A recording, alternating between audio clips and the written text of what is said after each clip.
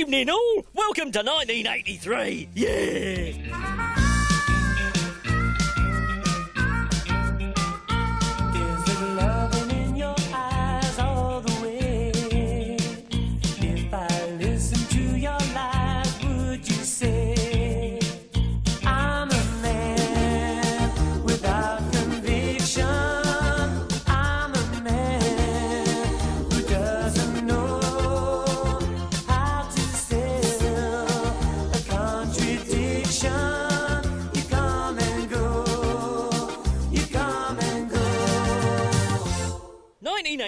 Was the year a grateful nation and sinking TV station, TVAM, gained me, Roland Rat Genius, yeah! The world was a better place thanks to me and this lot coming up. Here, how much am I getting paid for this load of rubbish?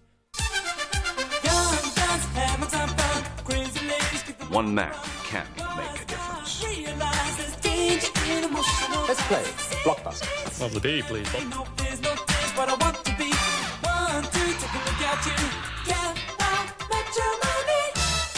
Which is George Richard Andrews? I remember when we had such fun and everything was fine. I remember when we used to have a good time. I'm Skeletor!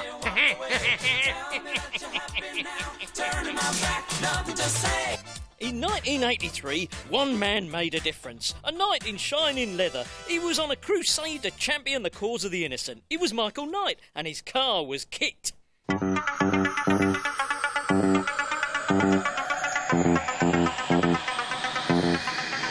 Knight Rider, a shadowy flight. A shadowy flight? Knight Rider, a shadowy flight into the dangerous world of a man who does not exist.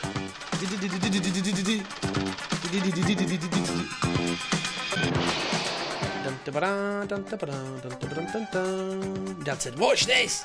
It's a car that can talk. You'll love it. I am the voice of Night Industry 2000. What's that car? What's that car? It's the fastest, safest, strongest car in the world. He solved crimes with the help of his talking car. Was it? And did the car turn into a plane? No.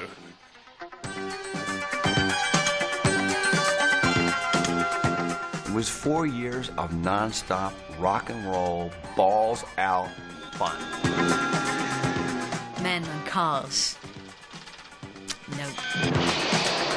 Michael Knight, a young loner on a crusade to champion the cause of the innocent, the helpless, the powerless, in a world of criminals who operate above the law. David Hasselhoff. We're going to Hasselhoff, David.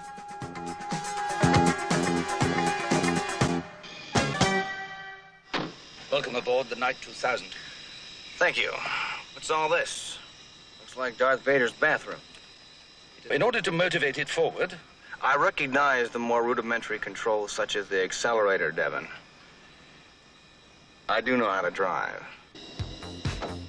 In the very beginning, when I saw the script, I knew that it was a monster hit. I just knew it. I called my father and I said, I've just been handed a script about a talking car. And he says, what, are you out of your mind? We used a Pontiac, the very latest model. It just had a great look to begin with. We didn't have to do a lot to it.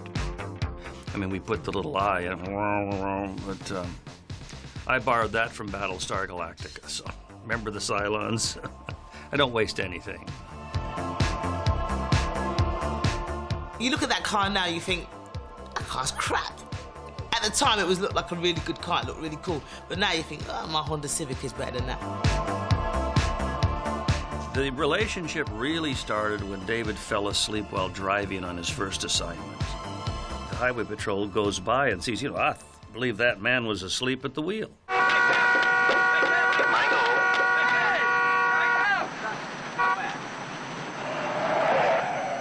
What the? What's going on? What did I do? Deny everything. My relationship with the car was that the car was smarter than me. If I may suggest, deafness is always a good approach to law enforcement officers. you shut up. It was a cocky thing. That KITT was very cocky, though. Michael, I really don't think you should do that, Michael. No, Michael, you're not supposed to do that. I think you should shut the door and put your seatbelt on, Michael. I'm the clever one here, Michael. Michael, look to your left. Look to your right, Michael. Michael, scratch your ass. What do you want from me? A little consideration would be a beginning. I am very, very grateful to you.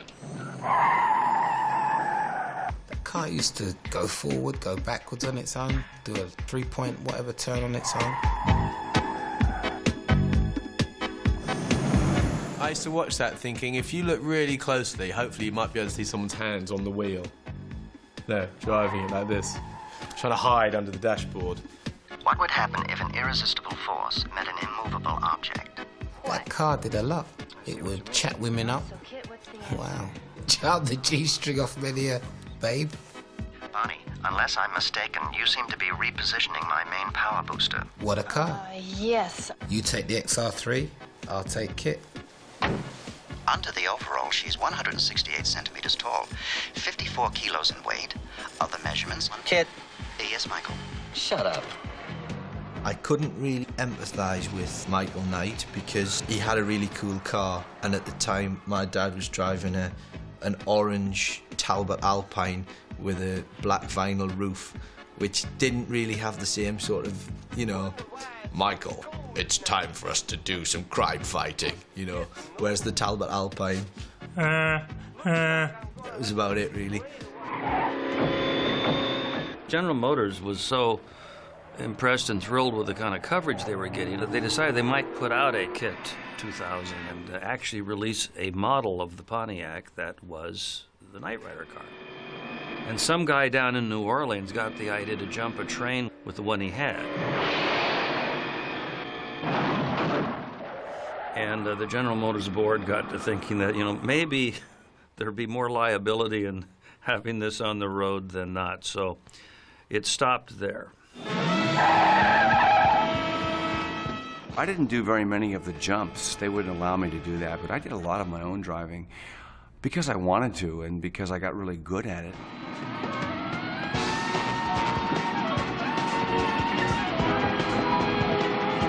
Be careful. We like to do all of our stuff ourselves. But, you know, if every actor says he does all of his own stunts, he's lying. Hang on, Michael.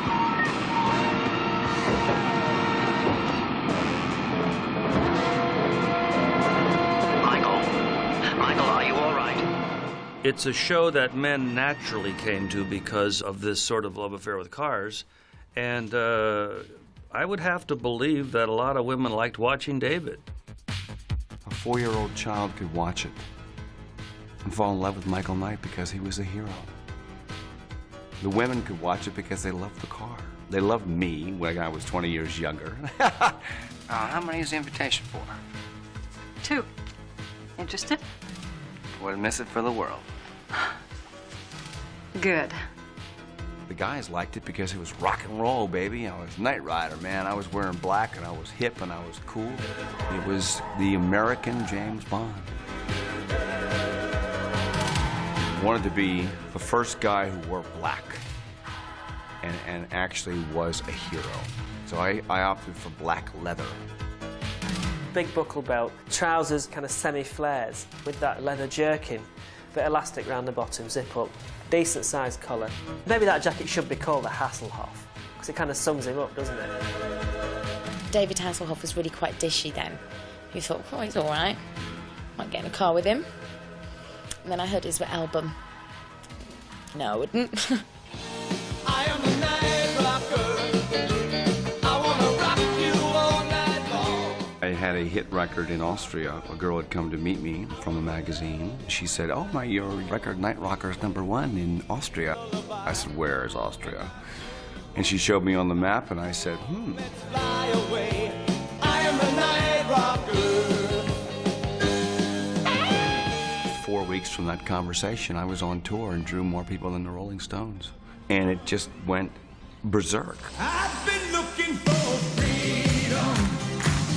I've been looking so long. In Germany, Looking for Freedom, it was #1 for 8 weeks. David Hasselhoff is here. And the Berlin Wall came down and they chose my song as the national anthem. So in 1989, I sang to 1 million people on the Berlin Wall. With freedom, I have none. I've been looking for freedom. I got 40 gold and platinum records now. on my wall because of that little Knight Rider car. Ein Auto, ein Computer, ein Mann. It aired every place that you make any appreciable money. El coche fantástico. It was enormously successful. I'm sure Mr. Hasselhoff would say he was the star of the show, and General Motors probably thinks the Pontiac was, but they were a successful team. It was perfect for its time. Is this a car or a spaceship? I believe that the camera photographs your aura. Can you take a direct hit, kid? I don't think we want to find that out. I was that character. I wasn't as brave as Michael Knight, but I had a heart like Michael Knight. I still do. And I think the people respond to that. They might walk on the street with me, 1 block with me, and you will see the reaction. It's like everybody knows me as their bud. I was able to affect people all over the world in whatever language. People need heroes. People need dads.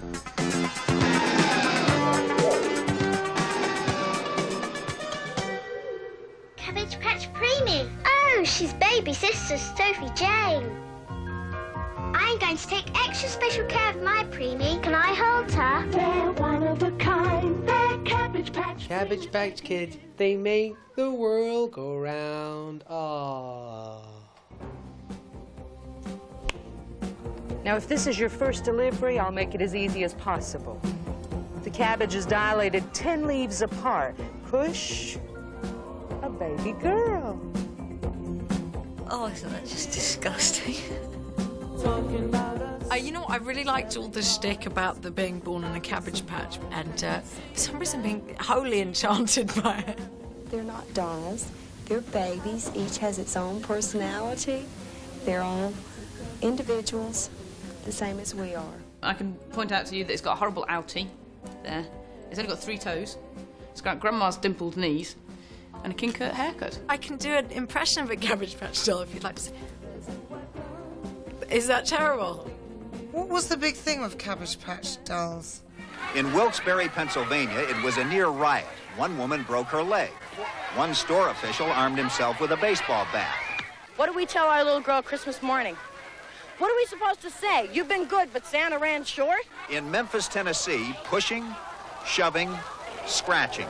This is what the fuss is all about. Pudgy-faced little dolls called Cabbage Patch Kids. These dolls, they didn't do anything, they didn't cry, they didn't pee themselves, they were just rubbish. I was never into them. And they were huge.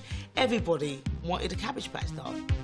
I definitely had Cabbage Patch dolls and sent off the adoption certificate and everything. That's terrifying. Promise. I solemnly promise to be an understanding parent. to be an understanding parent. Here's the prescription for the baby for tea.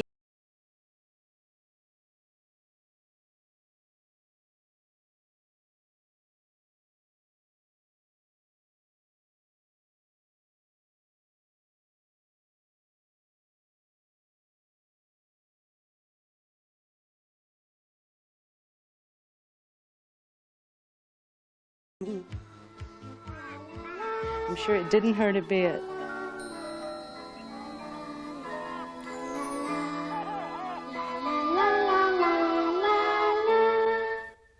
The must-see film of 1983 was a corny dream-come-true fairy tale. It featured leg warmers, leotards and blowtorches. Yeah, what a feeling!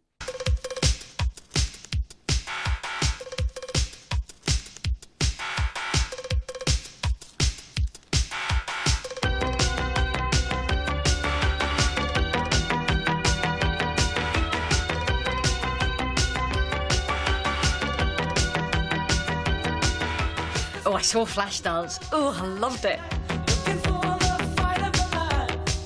Flashdance. Oh, please, yeah. Love Flashdance.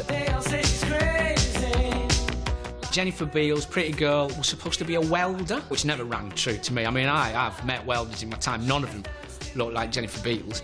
And she managed to combine the twin worlds of disco dancing and welding. Perhaps for... you don't see a lot of that in films these days. Hi. What? I saw you dance last night. You're Alex. I know. Wasn't he very rich? Yeah, he was very rich, and it was like, you know, she was kind of trailer park trash, and they got it together. It was modern-day Cinderella. I'm Nick Hurley. Really? I've seen your name on my paychecks. The head of the company that she works for is a tall, handsome, strapping guy who wears a hard hat all the time.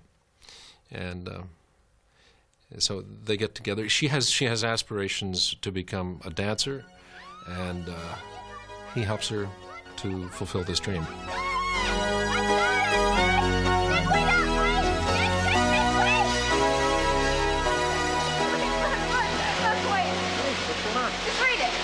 What? I got the audition sheet, look! Boy Conservatory comes in. They have to be invited before you can even audition. They invited me. Isn't that great? That's wonderful. Flashdance, I think, is the movie that you can trace back the complete demise of Hollywood pictures.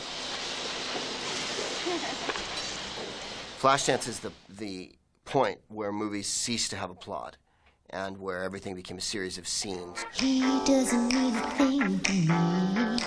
What plot there is fantastically fascistic and backwards, and yet it was wildly popular, like worldwide popular. I've never known next to me. These are the points of Flashdance that don't work, clearly. She works at a foundry in Pittsburgh where apparently no work is ever done, and yet colored lights shine through every pipe, right? There's always a red, blue, green, yellow light shining through every pipe. She dances in a strip club at night, but not a nasty strip club. I dance at what we like to call in America a titty bar. But the titty bar I dance at's classy. See, we've made that moral distinction. She lives in an exquisite loft in Manhattan, yet the movie takes place in Pittsburgh with a large dog. That's the Rocky variable, as I like to call it. Sylvester Stallone stuck it in. If you have a large dog, it doesn't matter what kind of reprehensible heel you are through the whole movie, you're lovable because at those moments when you're most downtrodden and your dream's not about to happen, you can scruffle that dog behind the ears. And then maybe have a cigarette out on your porch woefully. I guess it's a kind of a fairy tale. I never thought that people would take it very seriously. I thought it was a bit of fluff, you know. When I was a kid, all I wanted was to be able to afford to eat in restaurants like this. Were you poor? Poor. I was so poor I had hand-me-down lunches. I just love the scene where she's trying to seduce this man by eating lobster. And it's so messy and gucky and awful, yet you still really want to take her home and give her one. And I just thought only she could do it like that, really. I've never actually tried it myself.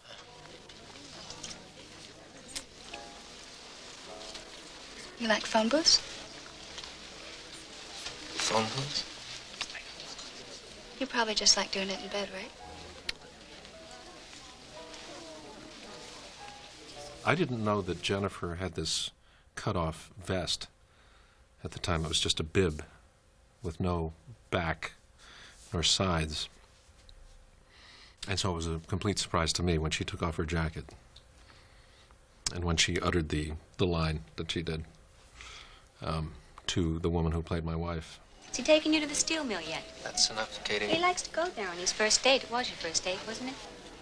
Yeah, it was. As a matter of fact, I fucked his brains out.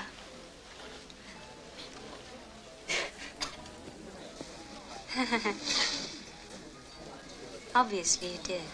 I read the screenplay and I just thought it was bad, to be absolutely honest, and I turned it down actually a couple of times. In a world made of steel. The third time, I thought maybe I can make the dancing interesting, maybe I can do something with that, and so I said yes. Where I hear the music, close my eyes, feel the rhythm, wrap around. What a feeling. Okay, cut that one. What a feeling. What a feeling.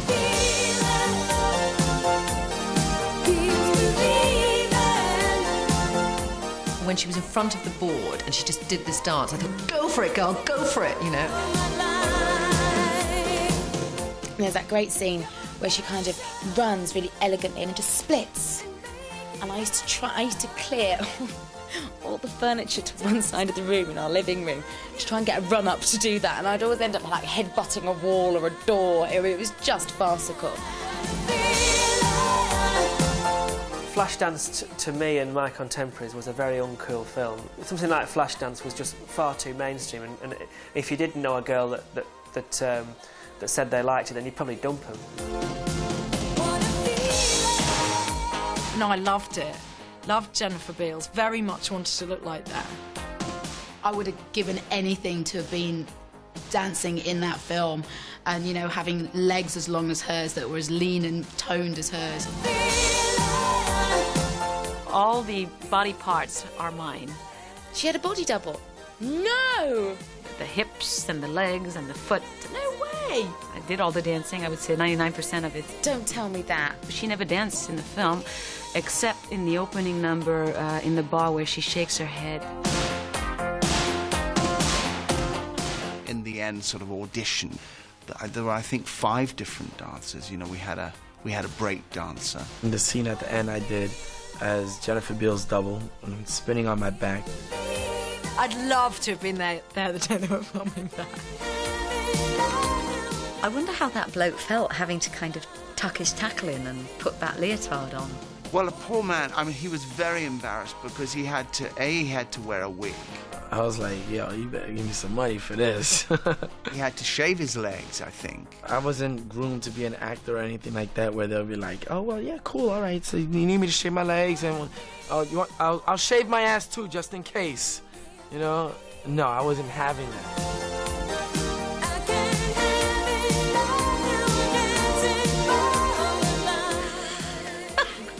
Where do you put your tackle when you're breakdancing?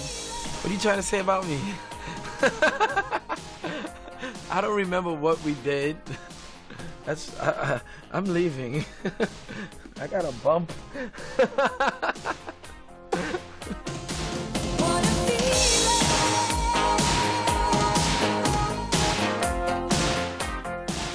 Women have always flung themselves at me. They just love my hairy chest, yeah. But you ugly blokes, you need a bit of help at the end of the night. Well, in 1983, you got it with the ultimate smoochy song, yeah.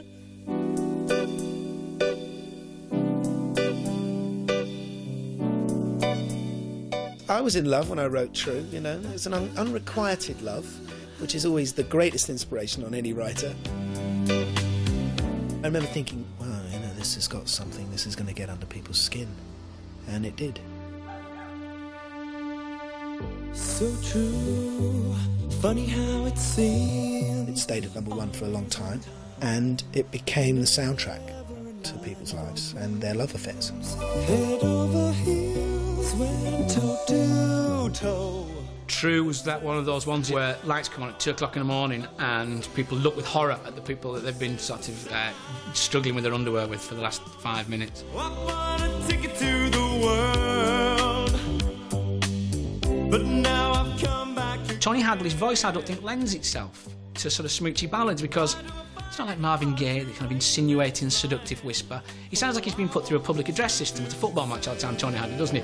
True, funny how it's like, well, the man whose car is parked at West Entrance, so true, funny how it's in, oh. And you just think, well, no, you're not going to seduce anyone like that, eh? Like a bloke singing through a megaphone. I bought a ticket to the world, but now I've come back again. Why do I find it hard to write the next line? Oh, I want the truth to be said.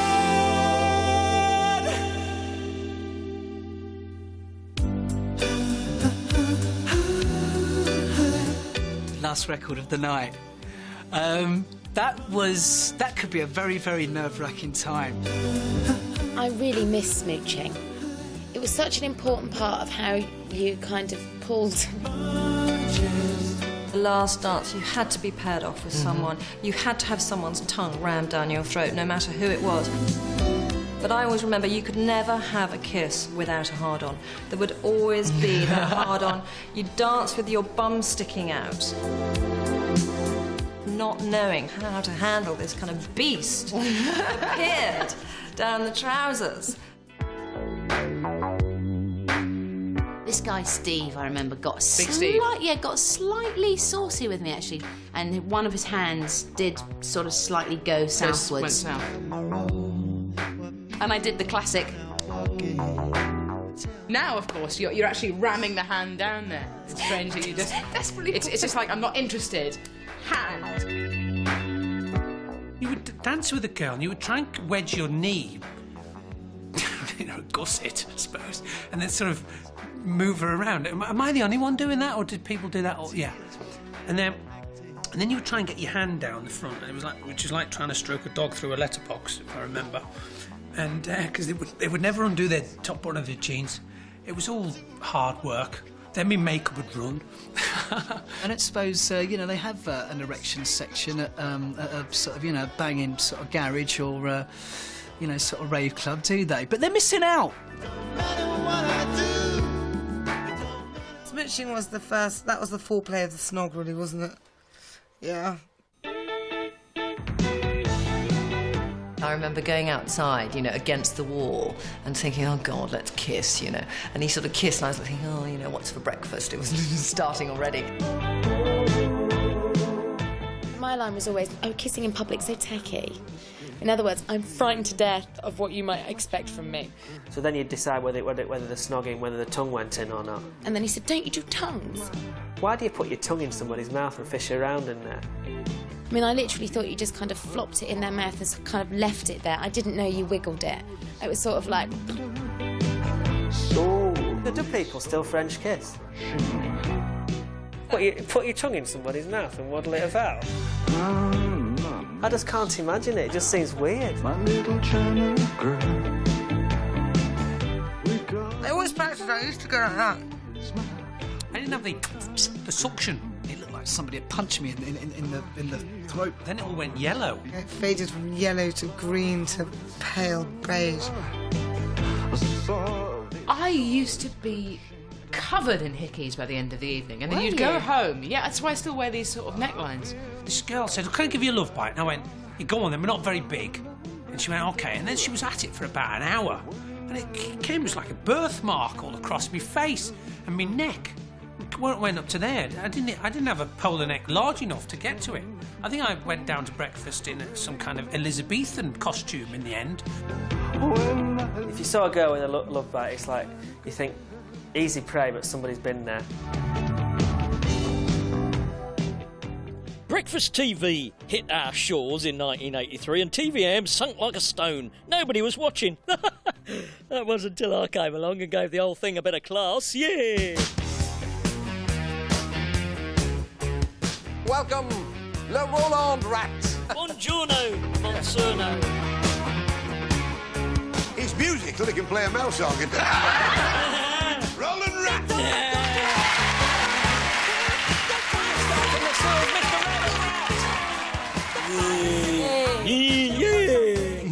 Rick Beans.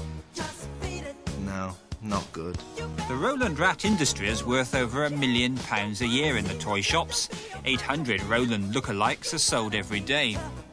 We're a rat, and it was huge, wasn't it, Roland Rat? Now, recently, some of us here have noticed a strange construction on the TV AM roof, remarkably resembling a shed. It now appears that we've been joined by another presenter. Hello, good morning and welcome. Roland Rat basically saved TVAM, I think. I mean, TVAM was sort of on the skids and was obviously a rubbish TV programme. And then suddenly this bit of sack comes in, Rat fans, and instant phenomenon. All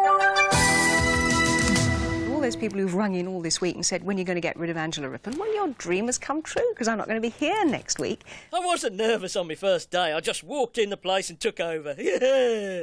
Testing, 1, 2, 3. Is it working, Kev? Angela Rippon and Parkinson and Frosty were all so boring they needed a shot in the arm, and that's where I came in. He wasn't that typical childish Blue Peter type of puppet, was he? He was edgy and funny and rude, and I loved Roland Rat. Time now to introduce my special guest star of the day, Christopher Tarrant. This is marvellous, Roland. Yes. This is the peak of my career, sitting here with somebody going... Yeah. All the years of working with Gielgud have finally paid off. What, Sir John Feelgood? This is how easily led we are. We had Roland Rat, the saviour. And how many TV execs were then at home with pairs of socks? sewing on eyes, you know, going, right, the rat's been done, what's next? BBC Television has a new star, a personality of great versatility by the name of Roland Rat. Until today, Roland worked for TVAM, but not anymore. He's changing channels to make what one BBC executive today called a major contribution to light entertainment. The BBC paid me vast amounts of money to leave TVAM and join the biggest bureaucratic dump in the world. What's your name, love? Leslie Ash. That's a strange name, isn't it? Good job your first name's not Fag, isn't it? Get it? Fag Ash. Yeah. Roland Rat was a terrifying creation, but not without interest. I mean, he was very Essexy estuarine. The telly had never been openly Essexy and estuarine before. We wanted a version up here on Northern TV of a Jack Russell. Do you know what I mean? A little bit bigger that would just turn up and take his head off. Legend, yeah! It's Roland Rat, the series. I've always seen myself as an all-rounder, so singing obviously came natural to me, and my first little number was rat rapping. Scratch! Yeah! Right, first you find the flea. You got it, kid. I got a problem, Roland, I can't find one. I only made a couple of songs, rat rapping, I think. Oh, God. Don't question me, I'm a superstar par excellence. When I went and saw the whole concept of Roland Rat, I talked them into letting us make these rat records. They were hardcore. You know, they were just real hardcore tracks. There was nothing, you know, sort of cheesy or poppy about them. All the songs that we did on the Roland Rat show went on to be big hits for Mel and Kim and other people because we honed our sound on this programme. I was a big fan of Roland Rat, and I couldn't believe it when he wanted to marry me. Sam Fox and I had a fling, yeah. She was always trying to snog me, she was. Now let's hand back to all the rubbish on BBC One. Yeah, right, Sam, where were we? Do you love me? Yeah. Yeah. What's happened to Roland Rat now? I should know, I'm married to him. Yeah.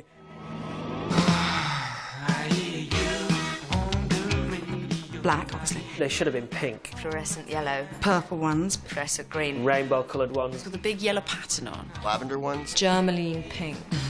Sequin. And I loved them. I tried it and just felt disgusting.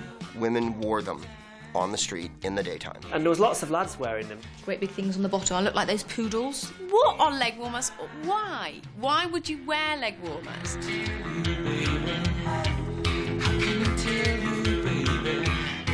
I just don't know what leg warmers were about. They just kind of made your ankles sweat. They were just stupid things.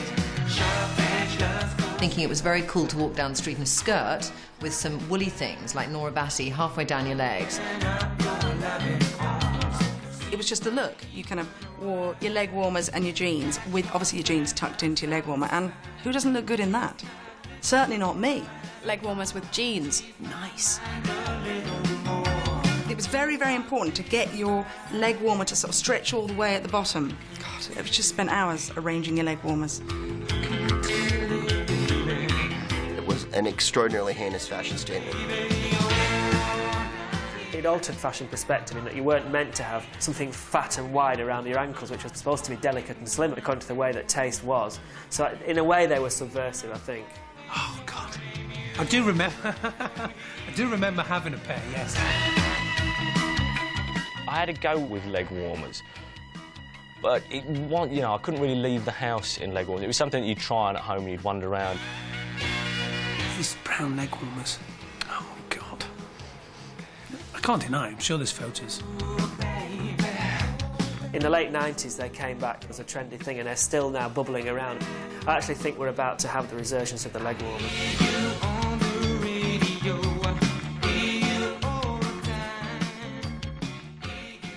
My Little Pony's giving her new party frock an airing because today's her birthday. All her friends came in fancy dress.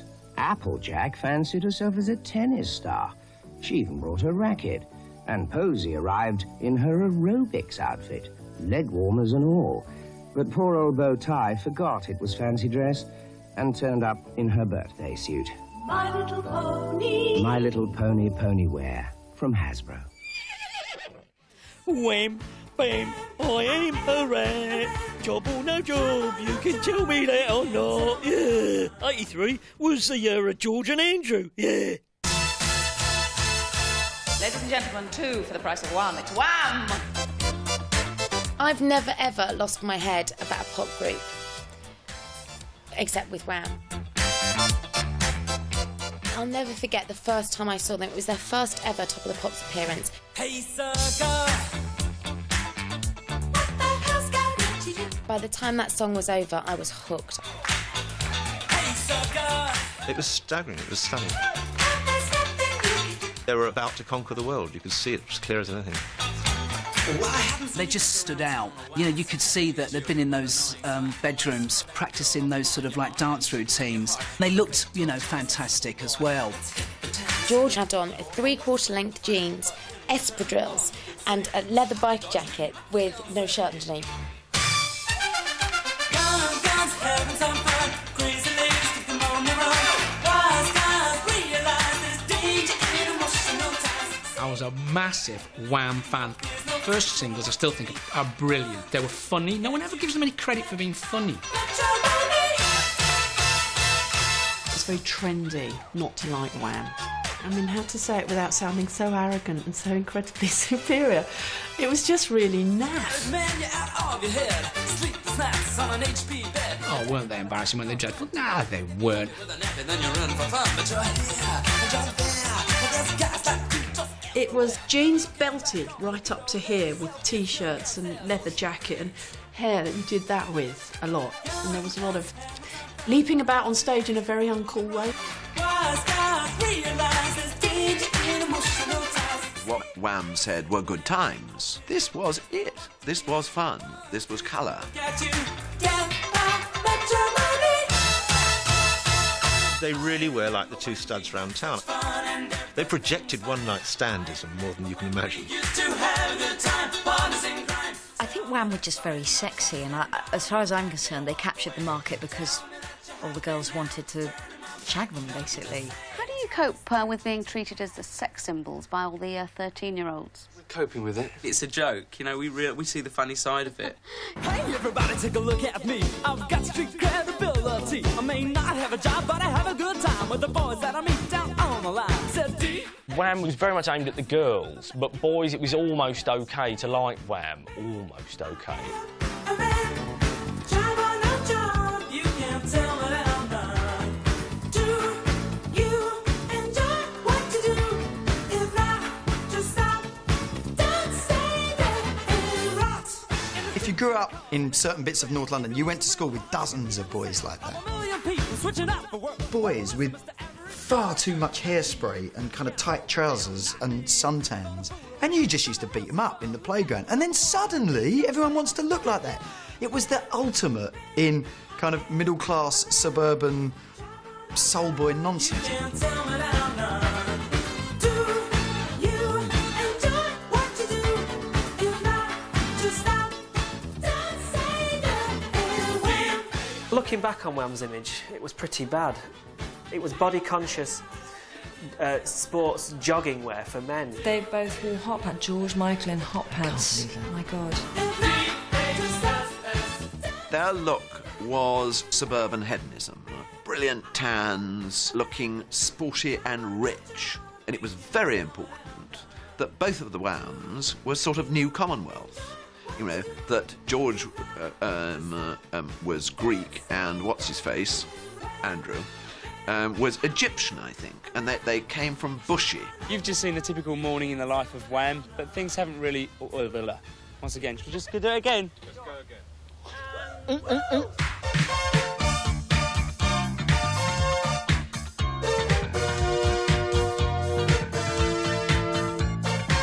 Wham revived the ancient pop star practice of putting things down their trousers. Dear mommy. George Michael used to put a shuttlecock down the front of his pants. I was your only son. George came up with the idea of playing badminton on stage. I mean, it was a rather funny idea. Knew just what he would become.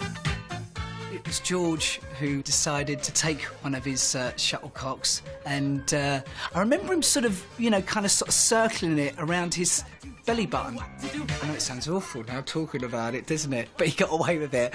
And then sort of, kind of sort of running it down his legs as well, and sort of like picking up the sweat.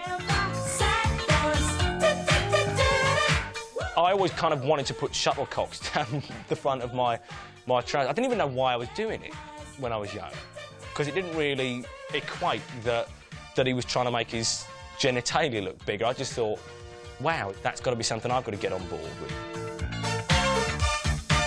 I saw them getting changed backstage, and I mean, I don't have to say this, but, I don't think that either of the boys needed any help in that area.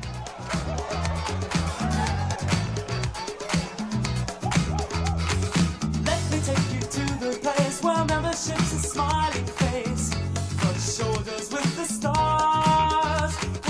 Strangers take you by the hand and lead you to a wonderland underneath their Panamas. Club Tropicana drinks are free and you can suntan. That's what pop music should be about, I think. Simple, joyful and meaningless, essentially. There was people on Lilo's playing the trumpet, which music teachers would have been saying, no, you don't want to do that, because it's a school trumpet, that. And if you get out full of water, your mother and father will have to pay for it.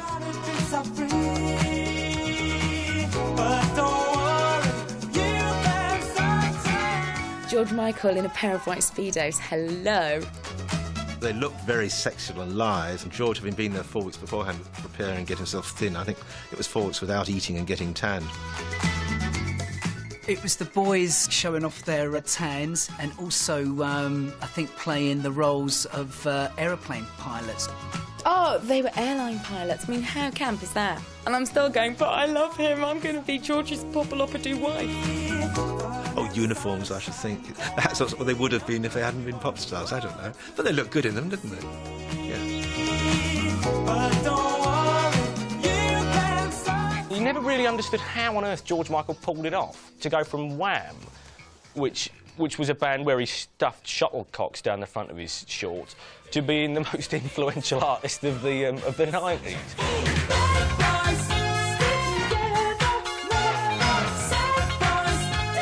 The received wisdom, I think, is entirely wrong about George Michael, and that is that he started and he was in Wham, and he was a Berg, and then he matured into a serious artist with something to say, one of the great people. I think it's exactly the opposite. I think he was in Wham and he was fantastic, and then he became a right old bore, and now, I wouldn't open the curtains now if George Michael was playing in my back garden.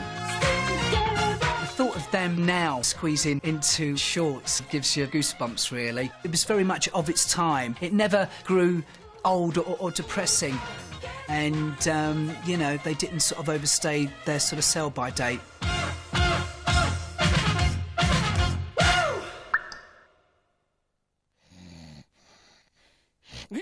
Oh, where was I? Oh, yes. This book about posh knobs was a bestseller in 1983. Now, what was going on, eh?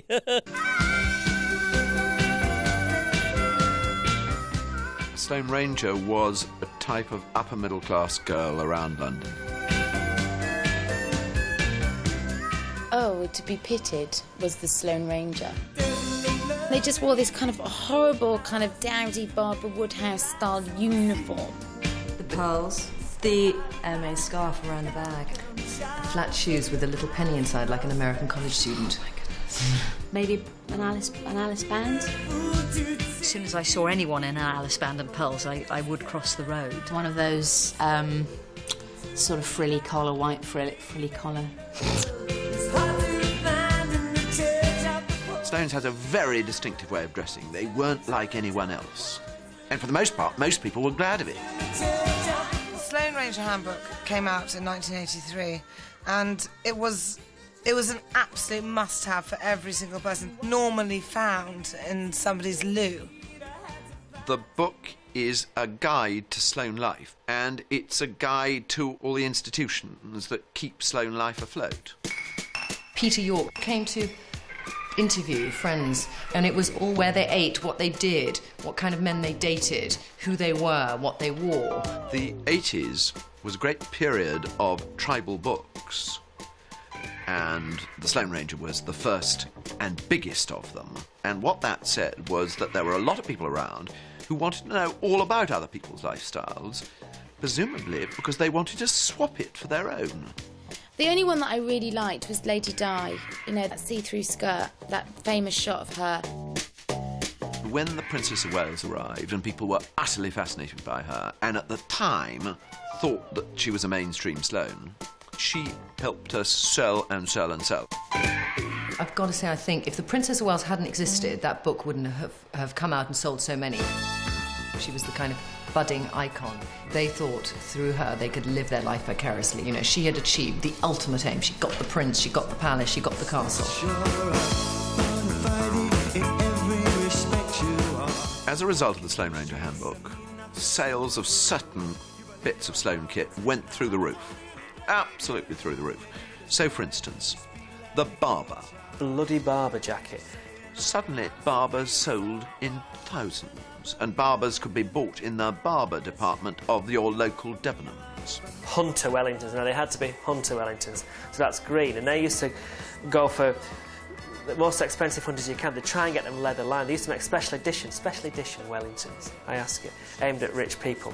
And it's never that wet in London, is it? Those posh, silly buggers.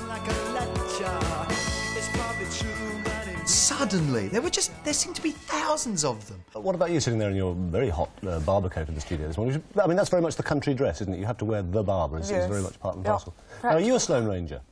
Well, I think it's what people class you as rather than you call yourself. Oh, it wasn't a good thing. It really wasn't. These people with braying voices. Henrietta! And kind of who wanted to turn London into the country. Oh, it was horrible. What's the difference between a Sloane Ranger and a Hooray Henry? Well, Hooray Henry is sort of a branch of Sloane Rangers who get rather carried away. I would have thought that you, with the greatest possible respect, I would have thought that you were that's probably Hooray true, Henry.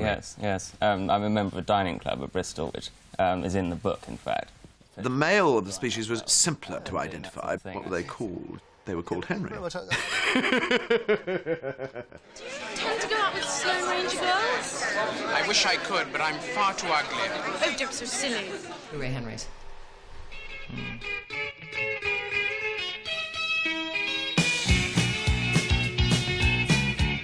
Bad kisses.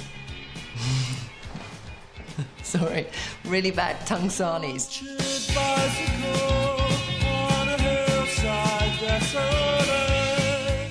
They just didn't know how to kiss. I've got to say, foreign men. I had 2 or 3 English kisses, and my God, did I then go foreign.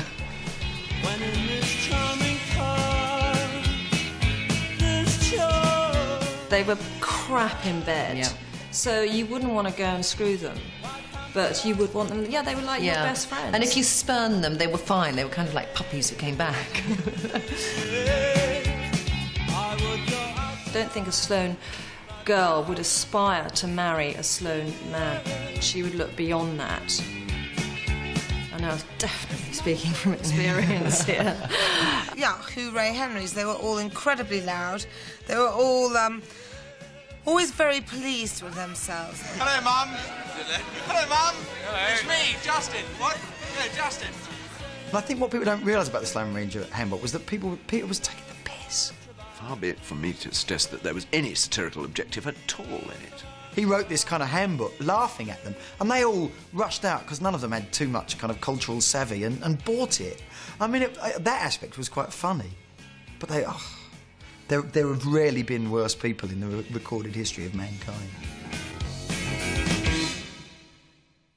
Kids' TV in 1983 was all stupid puppets and useless cartoons. Remember Masters of the Universe with Skeletor? Yeah. He needed to get a good meal inside him. And what about Mr. I Have the Power? He-Man. Now that idiot must have lived down the gym. And the Masters of the Universe.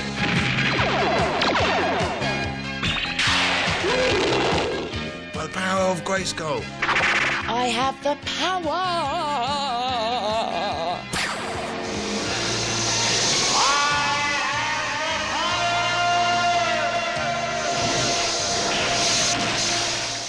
mean, it was always on when you got in from school. That was the great thing. You'd get in and you'd have to sit through that awful thing with Rod Hull-and-Emu, God rest his soul, with grot bags. And then after that, on came He-Man with She-Ra and then the scary Skeletor. In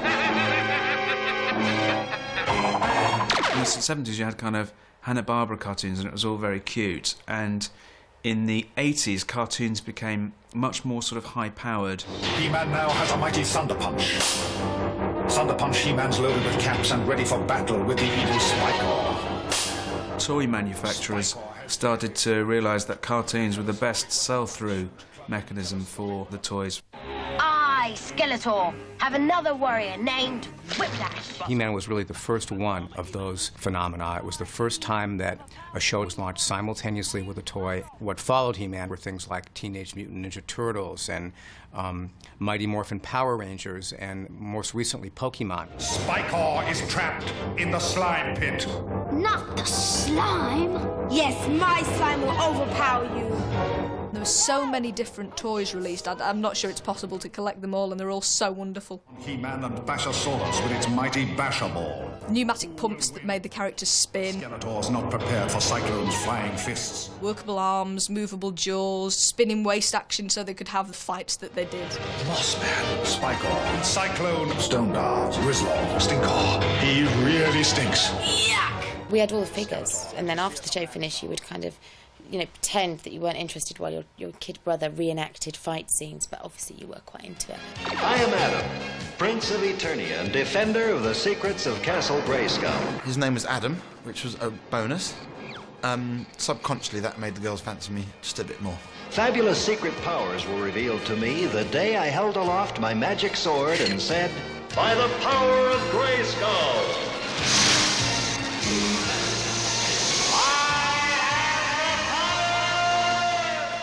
He-Man's physique. Really overly developed muscles. Schwarzenegger in drag, I guess. I'll be back. He-Man had these legs that just didn't exist, and kids would be taping like legs of lamb to the back of the legs, to look like him. Kids love the idea of transforming characters. Muscles represent power and strength and all the things that kids want, being able to get their will and enforce their way and be strong and tough.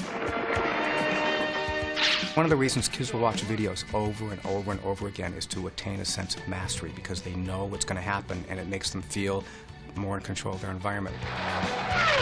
Masters of the Universe had all these fantastic technical advancement in weaponry, in flying, but they lived in a castle with no central heating. They were so busy developing weaponry that nobody ever went so we could double glaze these windows. For all the times that castle got attacked, you never saw a plumber or a brickie. Skeletor. I played Skeletor, the villain. I played Merman. Oh, why didn't you do that before? He lived underwater, so he talked like that. Let me get a little saliva in my throat. Always talked underwater. And Skeletor was the villain. He was up in here somewhere. He was a bad dude. That was a big mistake, Skeletor. Not as big as the mistake you're about to make, He-Man. I really despised it. In the first place, such a weird-looking thing, a walking skull, which is enough to give you nightmares to begin with. Well, who asked you, you little vermin? The kids on the playground were, calling each other Skeletor or insulting each other with some of the phrases that we used in the show. I can't remember his name. There was a skinny kid who had really sunken eyes. Isn't it so cool? If you happen to look like someone in a cartoon, that's your whole school day's ruined. If your name's the same as, if it rhymes with somebody that you look like, that's it. Your life's ruined. Here I come, ready or not. It was a tough time because I ended up with the nickname Ram Man. That's the hardest dragon I ever rammed. Ram Man was basically someone with no neck and a metal headdress and doingy legs. Anyone who had a weight problem, like myself, suddenly became Ram Man. I am She-Ra. I was more into his sister She-Ra, Princess of Power. She can't fight the evils of the universe in trousers. She's got to have a short skirt. She had enormous tits. I'm sorry, she had enormous tits. Don't know why, but they were abnormally large. I remember them just going and actually curving under like that and having a flat stomach. And later on in life I realised that the two don't go. Someday all of our worlds will live in peace and there will be no reason to fight or to fear what tomorrow may bring. I pray it will be soon. There would be little pieces of morality in there, little lessons in there, yeah. And it was He-Man's job to point that out. Make-believe can be fun, and there's nothing wrong with imagining great adventures. But never forget that when it's the real thing, someone can get hurt. Even the good guys. Even you. And 2, 3, 4, 5. In 1983, there was a revolution, an aerobics revolution. Punch it out. 2, 3, 4, 5. Oh, I'm exhausted.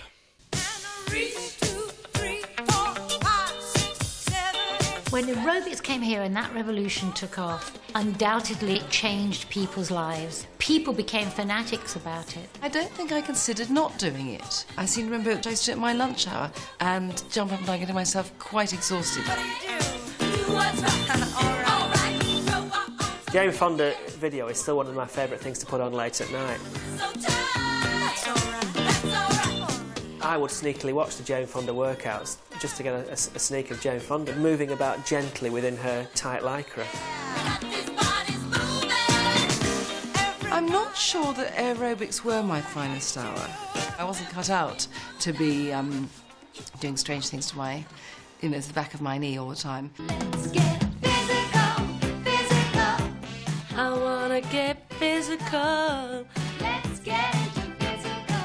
I'd seen Olivia Newton-John. She was constantly in gym kit, excellent bosoms. Thought, if I go to the gym, I'll get those. And put a towel round my neck, wandered around, had some water, went, and then left. That's all I really did at the gym. Well, only the most unfit can have failed to notice that Britain has recently gone keep fit crazy. The shops are full of books and records with lithe young ladies urging us to work out or by doing aerobics to feel that burn. I think it became very fashionable to wear the fasten underneath lycra top. I do remember it taking place. Poppers underneath the pubic region, and this was to be worn. Obviously on top of the underpant. Those things. What is that? And it goes up there and then a thong at the back. You'd go around looking like a metallic sausage because you'd be squeezed into these all-in-one lycra creations. The awful thing is I think I must have thought they were quite flattering because I used to wander about in my all-in-one lycra at home in my flat, draped around sofas. After I took all my clothes off, I had an indentation of a seam running all the way up my inner leg. Terrible. Right, well, this morning, let's get down to the bottom of things.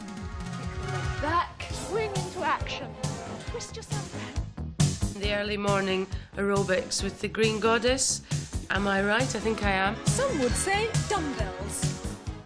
My first day on Breakfast Time was really exciting. Come on, Britain. Wake up. Shape up. And stretch up.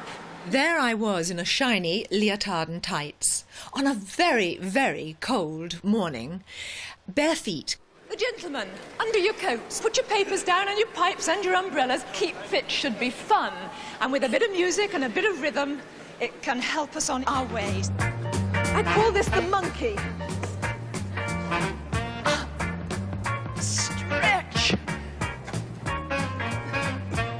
Moving all the muscles in your body. And I think people were just so surprised. It was just so unique. And stretch. Let's concentrate. I never joined in. It was too early in the morning. No, I watched for a laugh, I'm afraid. Keep the tummy pulled in and the back nice and straight. It's not only the balls that bounce on this court at Roehampton, it's a lot of the members too. Shake it out. Shake it out.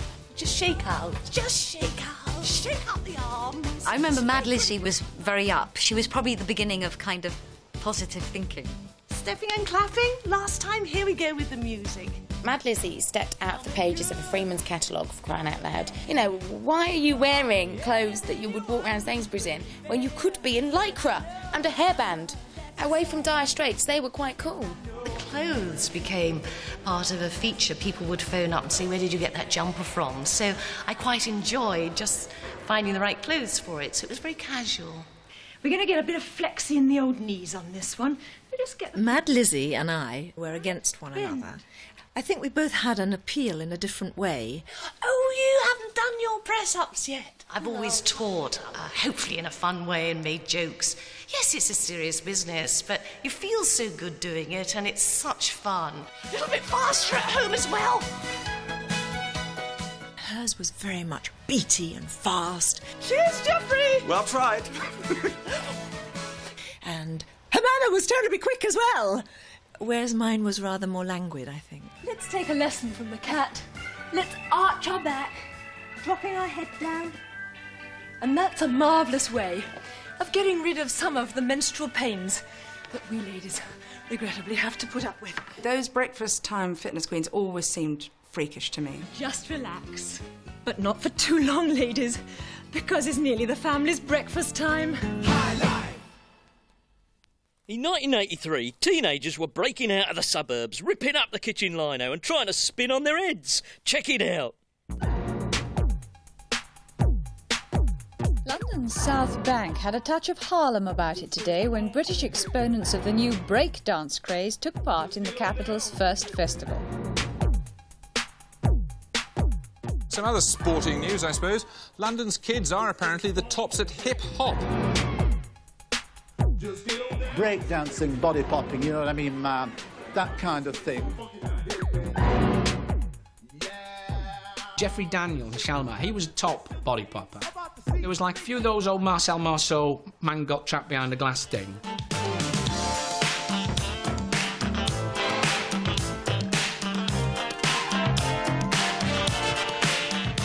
I popped. I did the Electric Boogaloo, and I presented something that had never been seen before and something so fresh. The first one to moonwalk on television was a guy from Shalimar, because I remember seeing that on Top of the Pops, and then subsequently everyone talked about Michael Jackson, but I'm sure it was the guy from Shalimar who did it first. It's really called a backslide, but Michael changed the name to the moonwalk. Michael Jackson. It was just amazing. I thought, yeah, this guy's cool. And my sister said, how can he be walking forwards while he's moving backwards? Do you remember this? Are you getting anything there? It's not as good as it used to be. The day that Shalimar turned up on TV and body popped, that was the most exciting day of my school years as a child. What was the man doing? You've never seen it before. You've never seen this before. And then all the little kids started doing it on the street. I mean, once that was picked up, everyone was doing it.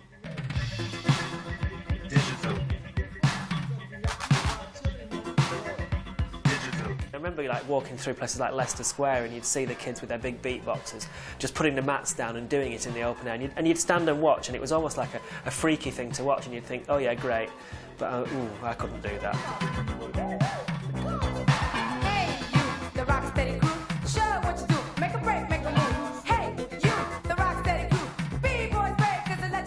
It was Hey You, the Rocksteady Crew, and I instantly fell in love and thought breakdancing was my way forward, my way out of the suburb. We're going to take a break now with the Rocksteady Crew. And if you're a fan of dance crazes, then you'll know that they are the greatest at breaking. There's a new dance craze. It's probably been around for 20 years before it got to, you know, the BBC. And here, the Rocksteady Crew, and they're all in identical tracksuits, and then they take turns going in the middle and spinning around. And I just went, this is the most exciting thing I've ever seen in my life. I have to do it. We did the Roxy tour, and we went to London and Paris. And we got there, no one was breaking. And we brought it there. There's no doubt that we brought it there. I remember desperately trying to make my mum peel up the lino in the kitchen so as I could have my own roll of lino, because you could walk around, tape it down and then start breakdancing on the square. We got a little crew together, the Richmond Bronx Posse, and then we bought a lino, and this is how popular it was. Went into a shop and bought a second-hand lino, and the guy went, is this for breaking? So he knew. Some old bloke knew all the moves. I never, ever really knew any breakdance moves. I was awful. The only thing that most amateur breakdancers did was the swan dive, which was the standing up and then diving and then trying to kind of look as if it was an easy kind of descent to the floor. That was about as good as I got. I was in a breakdancing crew, which didn't go very well, I must say, because I tried to do a thing called a swan dive and I injured myself, and I thought, don't think breakdancing's for me. But the boys in the crew said I could be their mascot. Clapping on the side.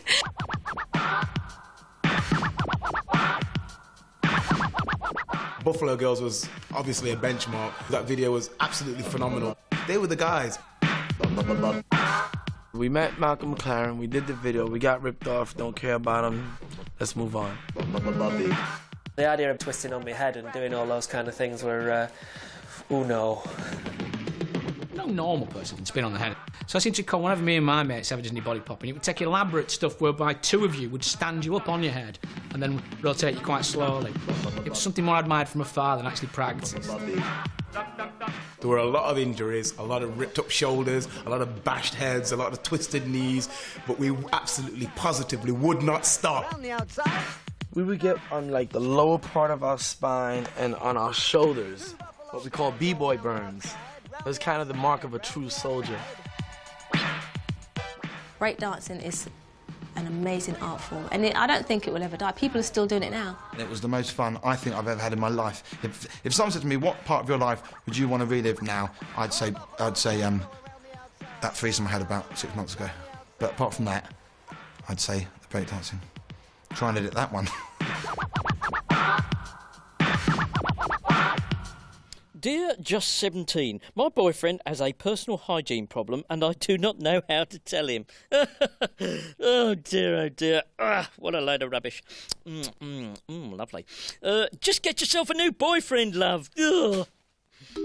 This morning, a brand new magazine has been launched. It's from the same stable that's created the highly successful smash hits, and it's called Just 17.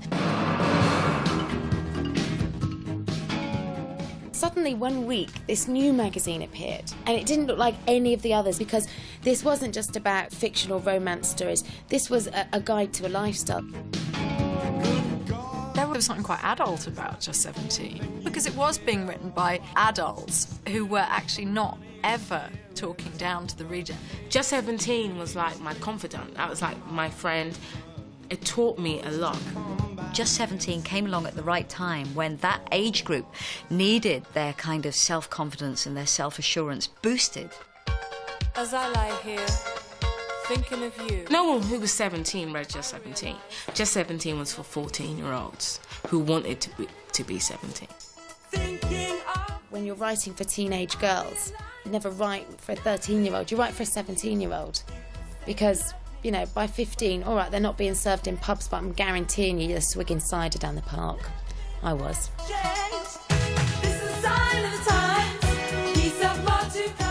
It was a bit of a badge in many ways if you could kind of leave it hanging out of your school bag. Even then, as a 22-year-old, you know, I would try and get hold of Just 17 and look at it over the shoulder, people on the bus and things like that, because it had good fashion in it. You chose the look for the very first cover of the magazine. Why did you choose the boxing look? Well, it's actually tying in with the fashion, which is actually going over the fashion pages inside the magazine, which is the sporty, casual look. We tried to keep it so it was really high streety or things that we made rather than expensive gear. So we were always trying to think of ways to do fashion on a budget. We'd all sit round and try and think of free gifts. The free gifts in magazines or on the covers were usually really tacky, but we thought we really had some good free gifts. Did they ever give away condoms? No, because in Holland, the Holland equivalent of Just 17 gave away condoms. That's what happened. I went to Holland and I was like, oh my God, there'd be like an absolute outcry in England if that happened, but we used to get combs. The problem page was some of the best feedback that the magazine got, just in terms of sort of taking the temperature of, you know, the nation's teenagers.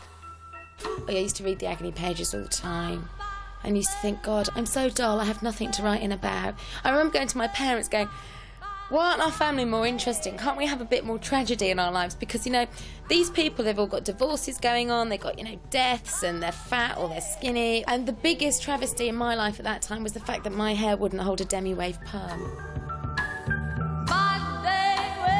Because there were 12,000 letters a year. Some of the most interesting stuff was a reflection of the times in which those girls were growing up. So it was fears about employment and unemployment, fears about education, an absolute horror of taking anything to the doctor that demanded you to remove even the stitch of clothing. So a lot of guilty secrets. I vaguely remember, but I could be wrong, that there was a guide on how to give a blowjob, but I just think that might be... that just might be my wild imagination. Once they realised there was a forum for actually, you know, getting guilty stuff out, then of course the letters would come in, and that's the sort of thing they'd asked. You know, they wanted to. Some of them wanted to know the calorie content. Oh, well, I'm not going to finish that sentence. We used to read the problem and go, oh, she's so disgusting. Look at this girl, she's having sex already. Of course, they were the jokers. There were boys who obviously lobbed their dicks onto tables and drew around them and sent you the pictures. And is this the right size? And some of them were tiny and some of them were huge. And if they actually thought you were going to write back and say, well, that's a whopper you got there, son, or never mind the tiddlers, it's not the size that counts, I just had to ignore those letters.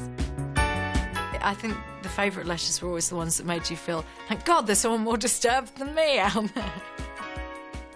I don't think my vagina is like other girls. The lips form 2 bumps and the skin is very red. It has goosebumps on it. Please help. Poor kid. Vaginas, I say, are as varied and different as faces, so don't worry. I wonder how on earth I knew that. Don't worry at all, there's nothing wrong with you. Well, quite right, there wasn't anything wrong with her, was there? Isn't that awful to think that people go through life thinking there's something terrible just because their fannies looks like everybody else's? Well, I think I did a disservice to the nation with that letter.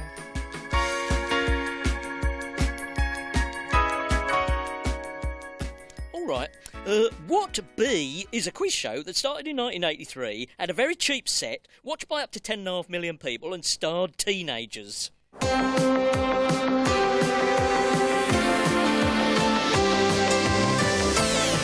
was a teenage quiz game, and there would be 2 teenagers. It was very, very exciting because the screen used to light up.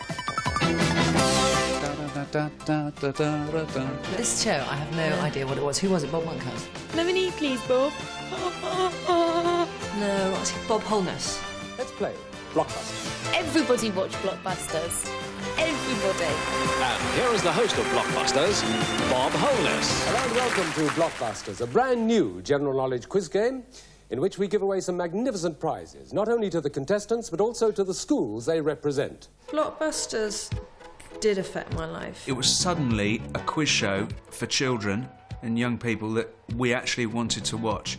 Before, we'd had really dire things like Screen Test, which were like an extra lesson. What F is preceded by pelvic? Yes, Tim? I've always had a sort of intellectual chip on my shoulder, and it was probably the one programme where I could actually answer the questions because it was kind of geared towards 14-year-olds, and I was 20 at the time. What F was the West German who beat Seb Coe in the 800-metre... Yes, Tim? Time's run out. Do you know, Bob Holness was a great choice. He was actually the radio James Bond, and he brought a little bit of that flair to that game. Really, the stars of the show were the pupils. First, we meet Alistair. Alistair, which part of the country do you come from? I come from Newbury in Berkshire. And the school? St Bartholomew School. Do you do anything outside school? You're one of those people that concentrates solely on schoolwork. Well, I fly with the Combined Cadet Force as often as I can. Do you? What do you fly? The de Havilland Chipmunk. Enjoy it, obviously. Oh, it's great. Well, good. The kids on Blockbuster were SWATs. I remember them as being SWATs and kind of, hello Bob, yes Bob, no Bob, I'd like this Bob, and very nicely spoken. James, welcome. Are you filled with trepidation? Yes. Yes, I thought you might. It's a daunting yes. prospect. We asked the girls their interests. Do you have interests outside school? Yes, I'm quite interested in the church activities, photography, acting, that sort of thing. Quite a lot, right across the board. Yes. I mean, they really were dull people, weren't they, that went on Blockbusters? You know, you knew that they'd never been near Tipp-Ex dinner and their sleeve, you know? You knew they were not the kids that would sit there at the back of the class going, sniffing Tipp-Ex dinner, which was such a common thing to do during that time at school. You would always hope there would be one you could fancy, and there never was. On the left is Paul Macy, sitting behind his gorilla and green hedgehog. I like the shirt. The gorilla's name being what? It's Gus, donated by Lisa and Lee. What about the green hedgehog? Hey! Oh, it's, They all had their mascots, and I would sort of look at these kind of guys thinking, you know, how can a guy have a mascot? You've got a small teddy bear in your pocket to keep you company. Given to you by a fan, I believe. Yeah, it's given to me by Les, who lives in Birmingham. Oh, I see. Well, good for him. Right. Kids would have lots of fluffy stuff on the front of there, and that was always the big chat. What does that symbolise? What does that mean? Always something quite dull. Oh, and there's a brass object. I must include that. There's a brass... Oh, yes. What is it's it? from my brother. It's good luck. I don't know quite what it is. The mascots were part of the joy of the programme.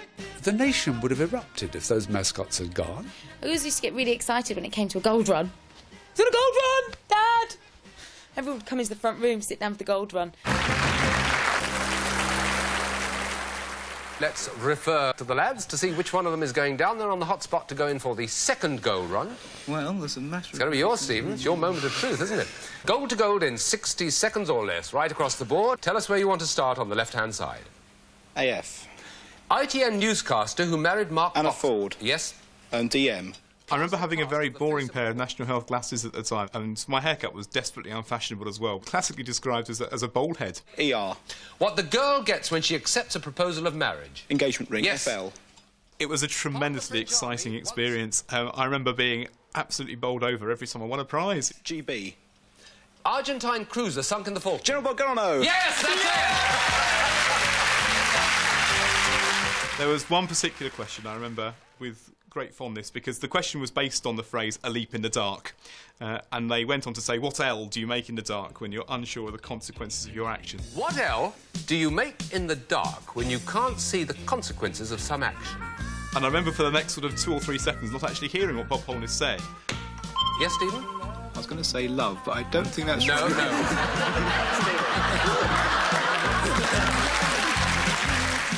I've seen it on video a couple of times since, and every time I think, why did you say that? What O is the generic word for any living animal or plant, including bacteria and viruses? Orgasm. Oh.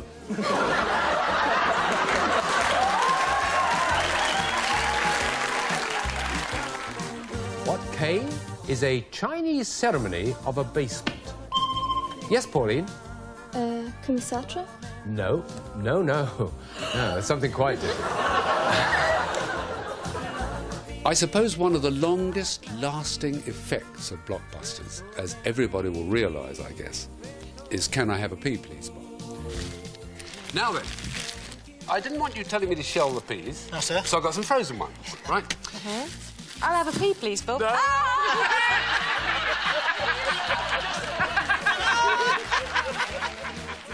What is I? Well, can I have a pea, please, Bob? Never stopped finding that funny. Pea, please, Bob. Pea, please, Bob. Katie, I'll have a pea, please. OK. Oh, God, you said absolutely... Wait yourself. Got a pea, please.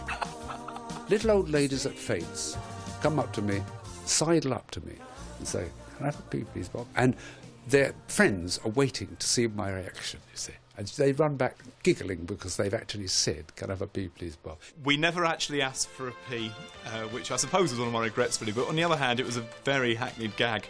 And at the end of the day, the freshest gags are the best ones. Goodbye. See you next time round. Cheers. Here, Remember these immortal words? I have something I want to tell you. Yes, Michael. I'm not like other guys. I'm different. I mean, some people remember where they were when Kennedy was shot, and some saddos in 1983 remember where they were when the Thriller video was on just after midnight on Channel 4. Oh, I saw the video and everything. I was there. Me and the girlfriend parked ourselves, like a lot of other people, in front of the TV. You know, got the pizza and wine in, took the phone off the hook, and waited for it. You know, couldn't wait for it. What was it going to be like? You know.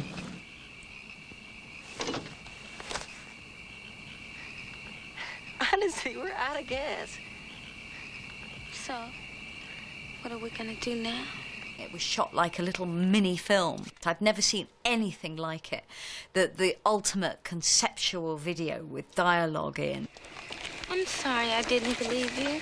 I thought I could exploit Michael's celebrity, being the biggest star in the world at that moment, and bring back the theatrical short. Michael basically had seen American Werewolf in London and wanted to turn into a monster. That was his request. I have something I want to tell you. Yes, Michael? You know, I'm not like all the other guys. I'm different. Never a true word spoken. I'm not like other guys. Of course not. That's why I love you. No, I mean I'm different. What are you talking about? There was something genuinely sinister when he said, I'm not like other guys.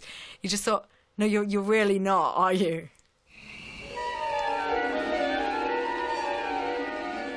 Are you all right?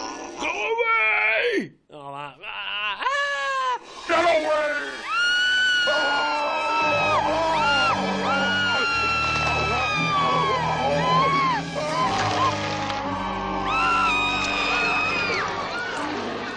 Can we get out of here? No, I'm enjoying this.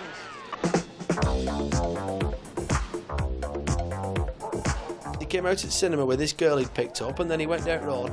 Dun, dun, dun, dun, dun. Yeah. Dun, dun, dun, dun, dun. It's close to midnight. Something evil's lurking in the dark. Oh, I'm a very big Michael Jackson fan. I was very nervous, but I was trying to stay very calm. But dare I take the sound before you make it? If you read my Playboy issue, it states on there who's your favorite entertainer, and I have listed Michael as my favorite entertainer. So I was pretty stoked when I got it, when I got the job.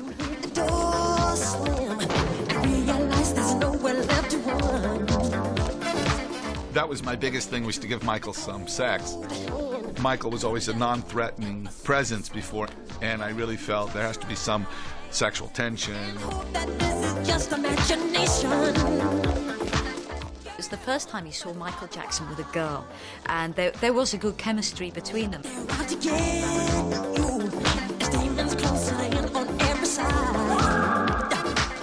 When they told me I had to kiss Michael, they didn't say, you know, where. You know, now that I think about it, I should have probably planted him one right on the lips there, but I was young back then, didn't know what I was doing. I think I probably would have did a lot of things differently. No, I'm just teasing. He was a good-looking boy then, wasn't he? I mean, he seemed sort of relatively normal then as well. Why did he keep going back to the, you know, to the plastic surgeon? Because he looked really good at that time. Darkness falls across the land. The midnight hour is close at hand. Creatures crawl in search of blood to terrorize y'all's neighborhood. Zombies had come out of the graves, and they started coming at him, and then he was all shocked, and then it just turned and he went, woo! You won!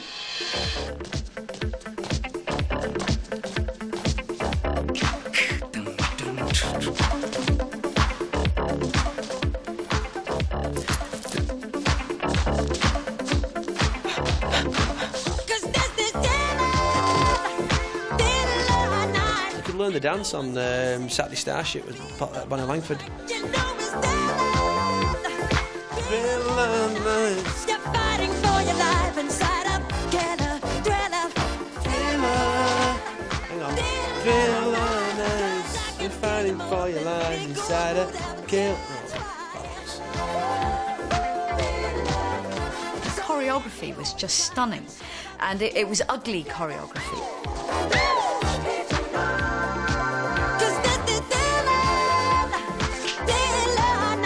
The timing and the intricacy just made it a totally sexy experience.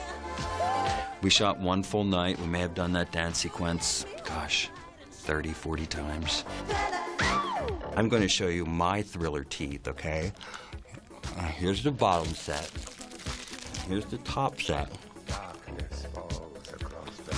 And as you can see, just that alone all of a sudden makes you somebody that you're not.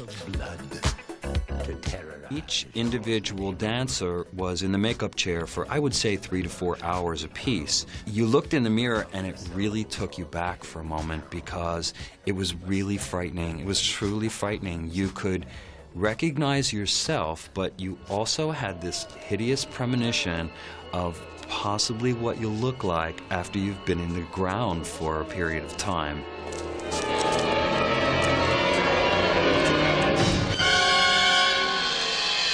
By the standards at the time, no one had done a video like that before. There'd been a few pop videos, but I mean, like when you think Bohemian Rhapsody was supposed to be a pop video, and it was just Queen playing, and then a bit with 4 heads. You know, it was hardly Steven Spielberg.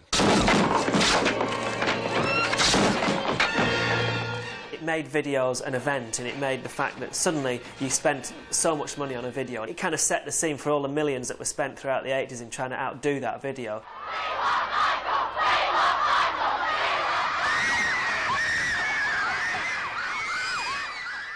Sadly, with hindsight, it probably turned him into the monster, in some people's opinion, that he later became, because it propelled him to being, like, probably the most famous person in the world.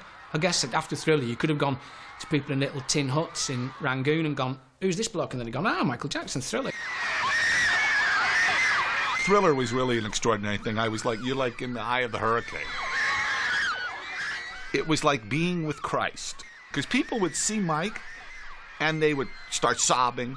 They would faint or start screaming. It was weird. Michael Jackson, the #1 artist in the world! You know, it's very hard, if not impossible, to remain sane under those circumstances. What's the problem? Come on, I'll take you home.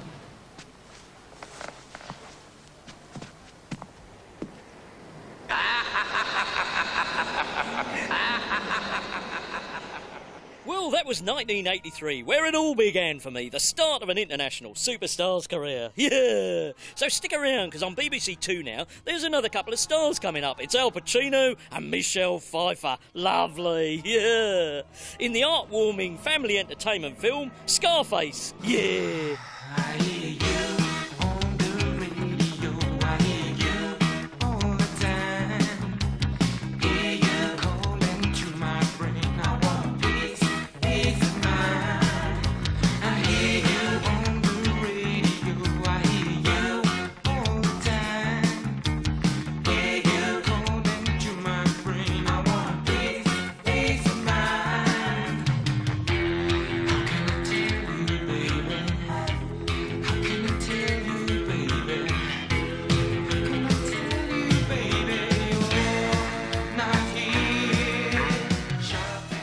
Next week, it's 1984.